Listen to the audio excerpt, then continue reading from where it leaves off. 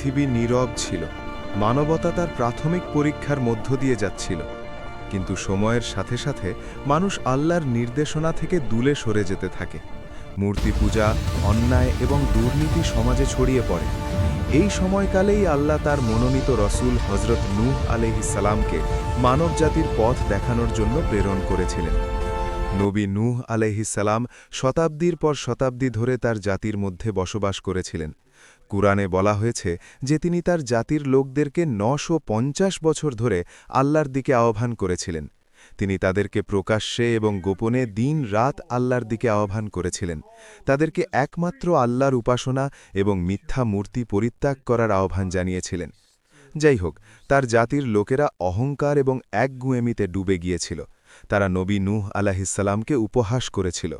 কুরআনে বর্ণনা করা হয়েছে যে যখনই তিনি তাদেরকে সত্যের দিকে আহ্বান করতেন, তারা তাদের কানে আঙুল রাখত এবং বার্তা শুনতে না পারার জন্য নিজেদের পোশাক দিয়ে ঢেকে ফেলত।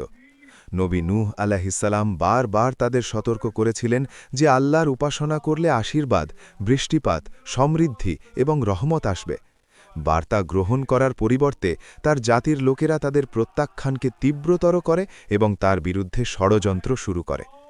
অবশেষে যখন তাদের বিদ্রোহ চরমে পৌঁছায়, তখন নবী নূহ আলাইহিস সালাম আল্লাহর কাছে প্রার্থনা করেন কাফেররা যেন পৃথিবীতে না থাকে, কারণ তারা অন্যদের বিভ্রান্ত করতে থাকবে।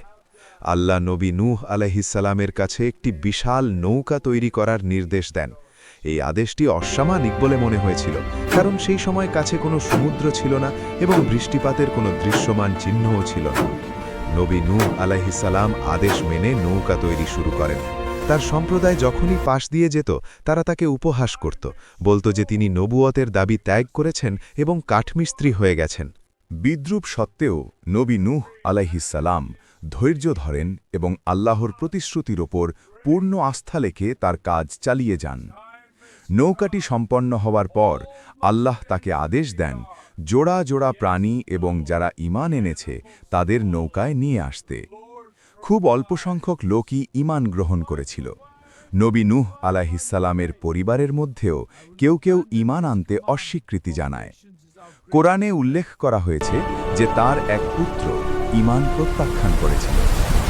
তারপর সেই মুহূর্তটি এলো যখন আল্লাহর শাস্তি শুরু হয়েছিল।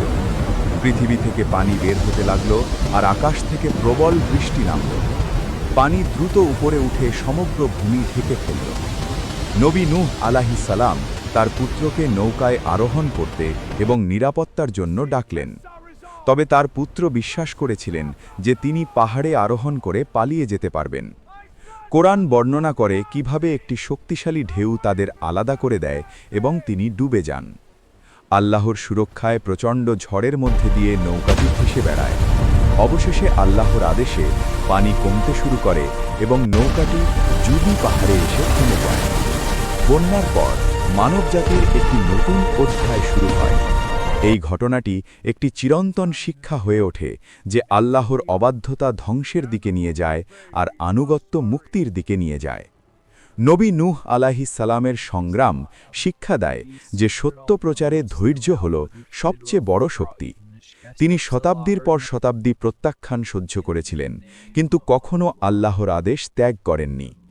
এই ঘটনা মানবজাতিকে মনে করিয়ে দেয় যে আল্লাহর রহমত এবং শাস্তি উভয়ই বাস্তবতা এবং প্রকৃত সাফল্য কেবল তার আনুগত্যের মধ্যেই নিহিত।